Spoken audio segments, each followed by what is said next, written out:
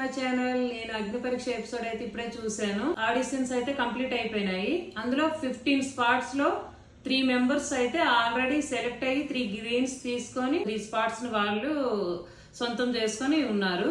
ఇంకా 26 మెంబర్స్ ని అయితే ఉన్న వాళ్ళని శ్రీముఖి అండ్ జడ్జెస్ ముగ్గురు కూడా కలిసి ఆ 26 మెంబర్స్ లో స్క్రీనింగ్ చేశారు.